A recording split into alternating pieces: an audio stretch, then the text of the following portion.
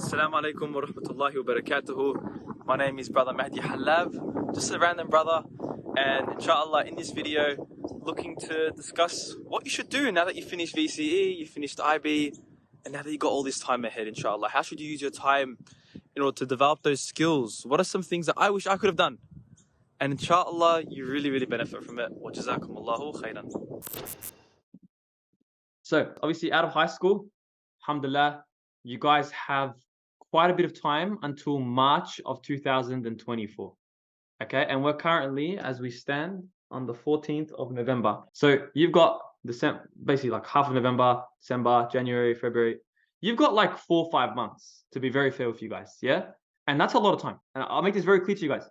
A lot of people have all these dreams, I want to start this business, I want to do this, I want to do that. But I'll wait till I get my results in December or like January or something, and then I'll think about it. You know what happens? You get to the end of January, now universities come, you've got readings you need to do, and you're stressed out. And basically, once you're in uni and you don't have a plan, you get sucked in. That's what happens, guys. And a lot of people, basically, all they do is just study uni. And all their dreams, I don't have time for it anymore. I don't want you guys to fall into that category, okay? So if you have any type of business plan or idea or a thing you want to do, the time is now. Do not wait until your results come out. Do it now. Okay, number one. This is the time, okay, where you want to, inshallah, if you guys have the opportunity, when you guys start getting into work. Okay, now, there's a catch to this, yeah? I don't want you to get caught up by it and make your whole life around making money, because that's not what life is about, okay? But you need to have some sort of a base. I don't care if you're working in a factory. It doesn't matter if you're working at a fast food joint. It doesn't matter what you do. Humble yourself and do something. All right, that's basically my advice to you guys. Whatever it is. I spent a year tutoring, getting $0 until I started charging people, just to make sure that I knew what I was doing and I had the experience. Humble yourself, whatever you're doing, okay? And make sure you get really good at what you do. And how do you get really good? You need evidence, to say that to back you up. So work at a factory. If you want to do tutoring, I'd suggest do some tutoring and do something else on the side, plus something else. Have backup options, do some labor, do some trade, concreting, whatever, man. Get yourself, whatever. If someone gives you an okay, it doesn't matter what it is, go do it. Don't have an ego and say, I'm much higher than this job. Don't have that ego, guys, okay? You do whatever you can, and you will learn so much. So please get yourselves into work, inshallah. Some sort of, and now it can be work, something that will give you an income. So when you go after boys and you go want to munch out, you'll be able to shout the boys. It's basically what I'm saying. You'll be able to go with the boys. You'll be able to, not rely on parents as much anymore, which will be very helpful to you. And that's very good. And also you have freedom. You want to go on public transport, you've got that sorted out. You want to get a subscription to some editing software, you can buy the subscription. So it unlocks a lot of things for you guys, inshallah. Not everyone's going to do this, but I'd suggest also, just on the business note, you guys create like a business plan. So this is different to work. There's work, which is income, okay? And I'm going to make a difference. There's something called income. And then there's, okay, being an independent contractor. Then there's working for yourself. There's a difference. There's income, which is basically like just getting some wage from somewhere. And this is, guys, is that temporary or permanent? Usually you want this to be temporary through university, just in the next 2-3 years, just something that gets you by. Then there's the business plan. This is something that you want to create, guys, especially if, I'll go into what the business plan is, Ahmad, inshallah. But this is something where if you have an idea, you have a really good idea that you think can solve like some problems in society. So maybe, for example, you've noticed that you've got a problem that you can fix. Maybe, the cases that people hold, you think they're really bad, and you've got a better idea, okay? Or like some sort of problem, some sort of niche, and you've got a really good solution for it. Make an actual business plan, and you can create a business from that. And I can help you guys with the legal stuff on how to do that, because I think it can be very complicated when you're starting out. You're like, how do I do this? What's a company? What's a partnership? I can make it very easy for you guys, okay? I've studied this stuff. Just if you want to do it, let me know. I'll get it done for you in 2 minutes, yeah? But have a good idea. Have a plan. Have a plan on what you want to do. A big issue though is people when they make business plans, they spend too much time thinking and too little time actually doing. Don't be that guy who's just sitting there thinking like Plato or Shakespeare. Actually do stuff. Yeah? Actually get into the action. You know what I'm saying? Don't waste your time. All right. I've got so many students that come like, bro, I've got a kid who's been spending 1 year. He's just sitting there thinking of ideas. He's done nothing. I'm like, bro, what have you done in the last year? Like, I've been thinking. I'm like, okay. I'm like, what's your ideas? I want to solve the world banking issue. Okay, I'm like, bro, you're thinking too big right now and you've done nothing. You want to solve world banking issues. You want to make a railway system for all of not only the UK, Canada, and Australia. You haven't done one step in real life. You're here, but like you haven't even done anything. Get right into action. Now I want you to start thinking about the degree you're going to do. Okay, whatever your degree is, whatever that is, whatever you're going to study. Let's say you're going to study law, you're going to study pharmacy, you study engineering, you might do IT, whatever you're going to do, boys. Okay, I want you to ask yourself, what would the best person in this field be doing right now? If you're going to join law, for example, I only say that because that's the degree I'm doing. Yeah, you probably want to get an internship. Pharmacy, you can get an internship. Engineering, you can get an internship. IT, you can get work experience, you can get an internship. Now, I want to give you guys not a mind-blowing thing, but something that if you guys learn this now, you're going to be like years ahead of other people. Most people wait to get their internships when they're about to finish their degree. I want to say that again. Most people wait to do this stuff at the end when they're nearly done because they realize, oh crap, if I don't do this, no one's going to give me a job. Okay, let me do it. Yeah. So what do you do, boys? I'm going to show you guys something that I've applied, alhamdulillah, and also many students have applied as well, and it's landed them crazy positions at a young age. This is what you do. You got to look at the position you're applying for, okay? Let's say we're talking about, I'll share with you my story, okay? When I was in my first year of uni, I wanted to get a law internship. I wanted to work at a law firm with graduates. But problem is, I haven't even finished my first semester. I don't know anything about law. You know what I mean? So I realized that if I send a resume, what's the chance of me getting rejected? 100%. Like if you send a resume, you're not gonna get accepted, bro. Straight up. Like you'll see what you've done, like partial care volunteering and like some random thing. I'm a volleyball expert, bro. Like you know what I mean? Oh, I tutor for 2 years. I've done like tutoring with a couple students. They'd be like, no, you get what I mean? They're like, mate, come on, everyone has that. But I said, there's a resume with all these random stuff, but there's something you guys offer that no one else can. You know what that is?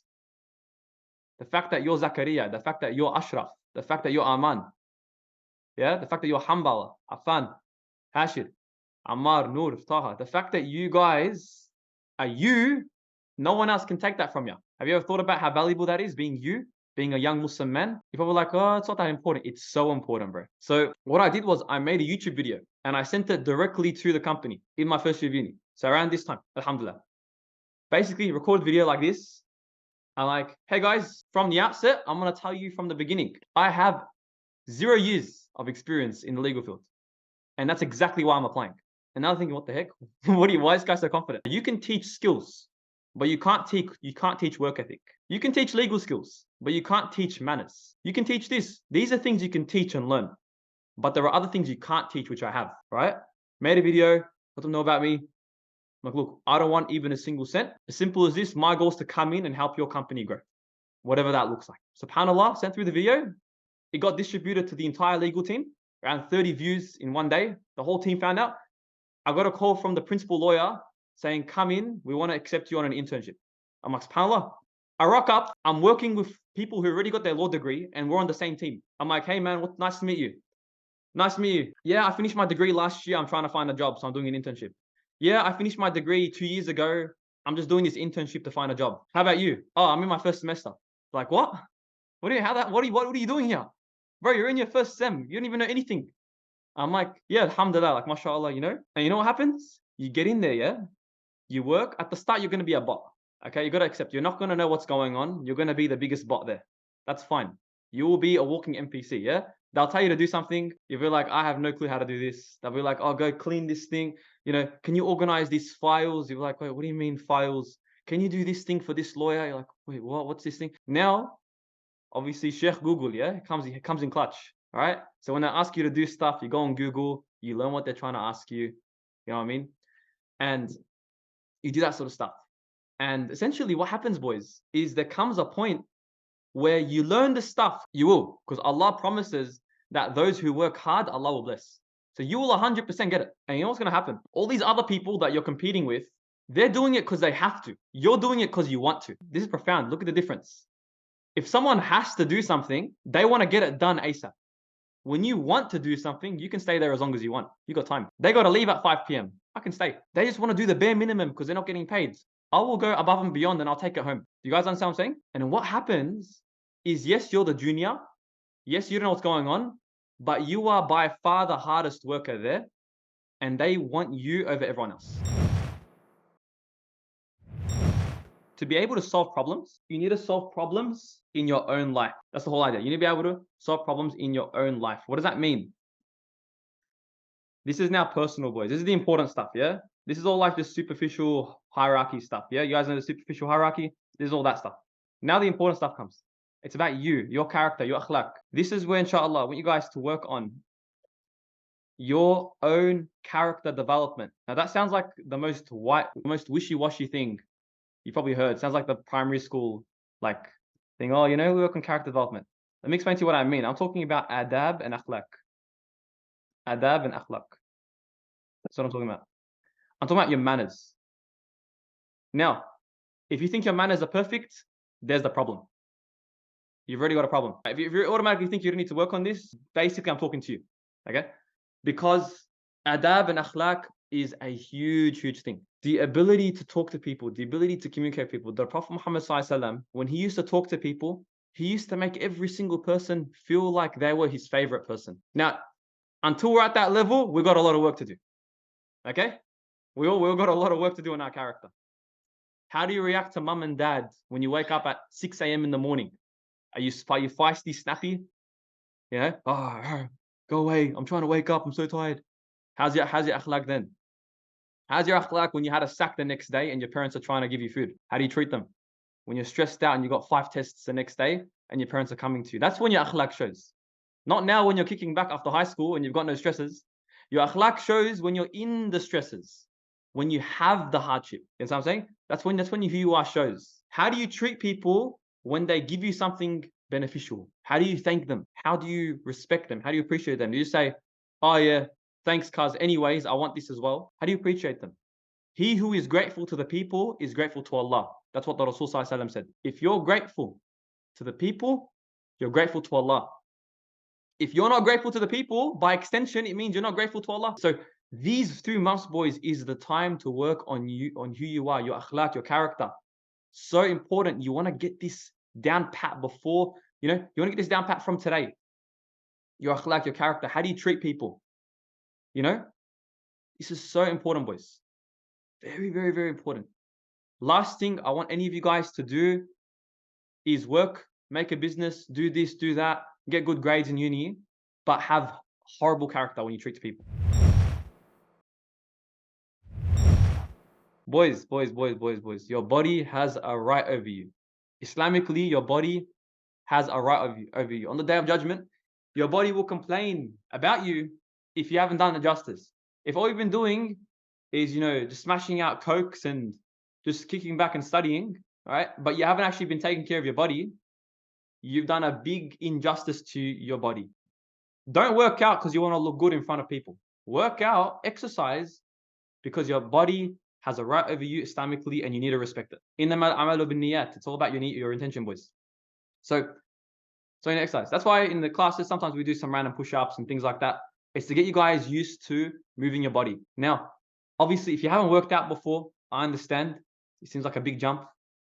Am I telling you to go to a gym? No, I'm not. You can work out at home, by the way. Yeah, at home. You can do your whole workout in 10 minutes. You know what I mean? You'll transform. And working out is one of those things where if you don't do it, you think you don't need it. But once you start doing it, you realize you always needed it. It's one of those things where if you don't do it, you'll feel like, I live a good life, Manchara ma kebab, I chill. But then the moment you start working out, you're like, bro, subhanallah, man. Am I really did I get tired that quickly? Wow. Bro, I can't even run for 2 minutes. Can't even wrestle for 30 seconds. Well, bro, I'm really unfit. Then you're like, okay, I need to be able to move. Maybe your mum wants you to help you with the groceries, and you're like, bro, I can't even carry these things and walk upstairs. Can't even help my family. If you're gonna get married, how are you gonna help your wife? Like, you understand what I'm saying? You deep it, you're like, bro, what have I done to myself? That's where you go and you exercise. Whatever it is. You want to get into boxing, you want to get into kickboxing, Muay Thai, Jiu-Jitsu, for example. You want to get into push-ups, calisthenics. You understand what I'm saying? Push-ups, calisthenics, whatever it is. If you guys want to start, let me know. Inshallah, whatever you guys want to do, you're more than welcome, inshallah. I might even start running wrestling classes once a week. If I do, I'll let you guys know if you guys want to get into that stuff. But just do something. Go on a walk, go hiking, play tennis, soccer. Do something every week. In fact, every day do something. After this Zoom, go do something for your body. Go on a run, drop down, do some push-ups. Even if you do one push-up and you fall on your face, it doesn't matter. Yeah? Even if you're doing your first push-up and you fall down because you don't know how to do push-ups, that's fine. If you do that for a very long time, 1 week, you'll be able to do push-ups. You'll get really, really good, inshallah. Your body has right of you. So please, guys, get into exercise, get into fitness. It reflects on you. Again, don't misconstrue my words. I'm not telling you to go look good in front of people. Go wear a big jumper so no one knows you work out. By all means. Do it for you. Do it for the sake of Allah. This is the most important thing I want you guys to do in this time. The most important thing. This is your relationship with Allah subhanahu wa ta'ala. All the things I mentioned right now are useless if you don't have this in place. Useless. I don't care if you've landed the biggest internship of your life. You don't have that value unless you fix this. Okay? If you're not going to work on this, scrap whatever I just said. This is your relationship with Allah subhanahu wa ta'ala. This is all about you. Your prayers. Are you making your 5 daily prayers? This is a private thing between you and Allah. If you're not, ask why. Are you gaming till 5 a.m. every day? Okay. Maybe that's the reason why you're missing it. Okay. No problem. Or maybe you just can't be stuffed. Right? Maybe you just sit there and the prayer comes in, you're like, nah, I'd rather just continue my YouTube video or whatever. Then you've got, I'm just flat out busy. My mom wants me to go, here, I'll go there, I'll go to.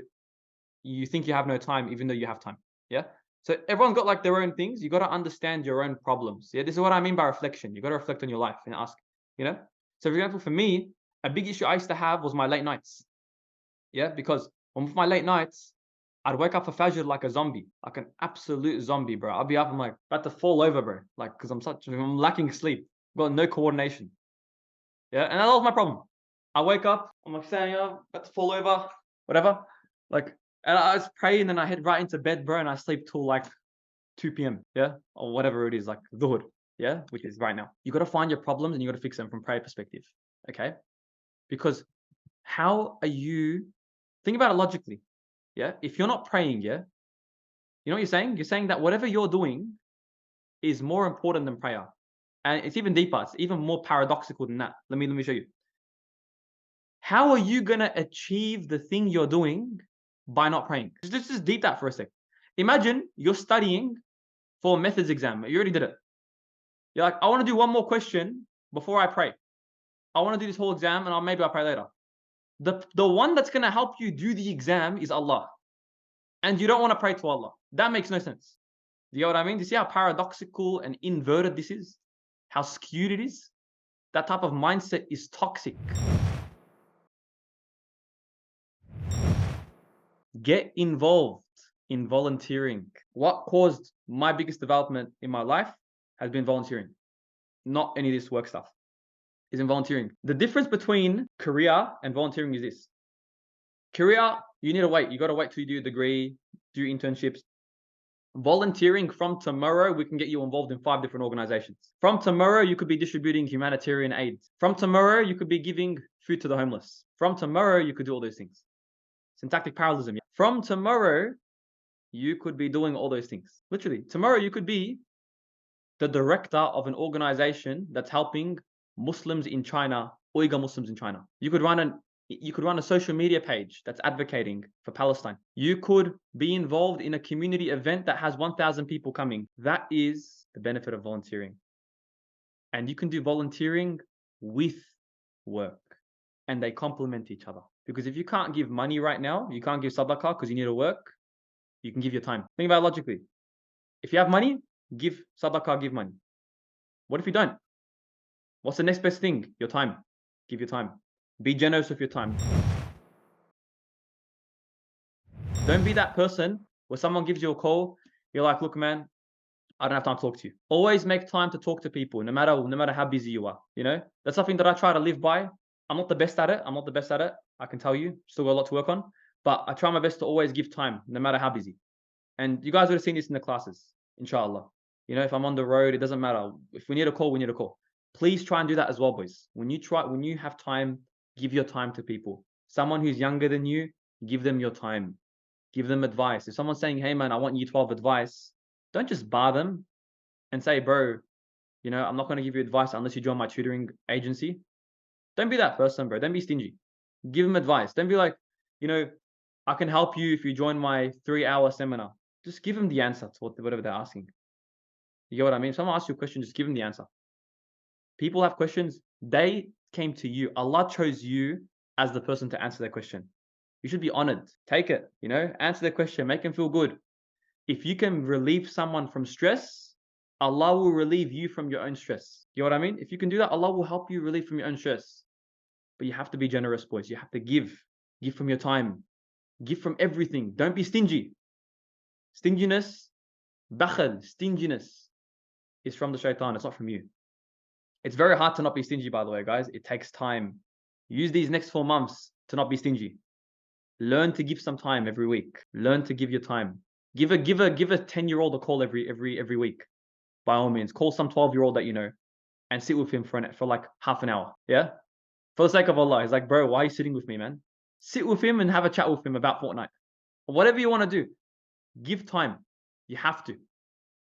Have to. Your parents, best thing you can do, your parents need groceries. You guys are on your learners now probably or something, you know? Get them some groceries, you know? Help them out. Go back home. Whatever it is, man, do something. Mow the lawn. Don't just sit there and play games. Actually do something for your family. Do something for the community. I'll wrap up on this final note. A Muslim is a leader. As Muslims, we have to be leaders. No one here should want to be average. You guys have to have ambition. That's a definition of being a Muslim. Having ambition. You know what I mean? You need to have that vigor, that passion, that fervor that drives you every single day. And where do you get that from?